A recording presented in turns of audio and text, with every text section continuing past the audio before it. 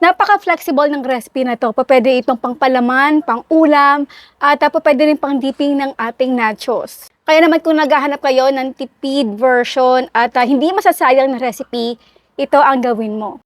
Garlic, tadtarin lang ng maliliit. Ouch!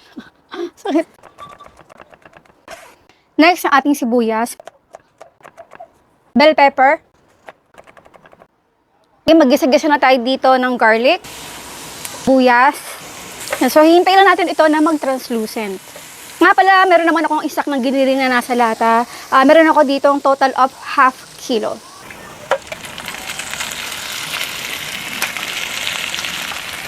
Pre-cook na naman yung ating giniling, kaya saglit lang natin ito lulutuin. Pero bago yan, syempre, ilalagay na natin yung ating tomato paste. Lutuin lang muna natin ito ng saglit para matanggal yung pinaka-asim ng ating tomato paste. Gusto ko dito yung medyo natutusa-tusa na. Ayan na.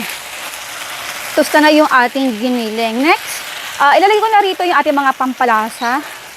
Asin, Worcestershire sauce. Pero kung wala naman kayo nito, okay lang. Pampalasa lang to. Paminta. Bell pepper. Pork and beans. Kumakain pa ba kayo ng pork and beans? Pakicomment naman sa comment box section. Beef powder.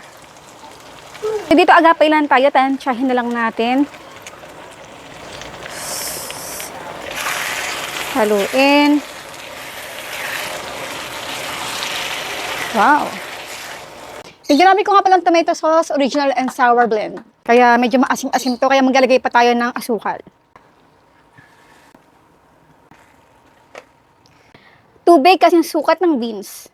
So ito ay isi-simmer lang natin ng mga 10 minutes over low heat. Meron ako dito maliit na keso, mas masarap, mas malinamnam talaga kapag meron tayong ilalagay dito para mas masarap pa kumain yung mga pamilya natin. Bisa mo? Cheese. Araw. Para masarap.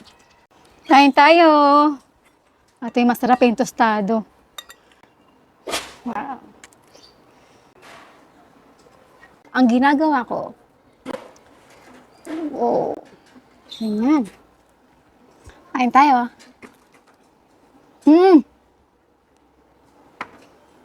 Diba? Hop. Beans. Yummy.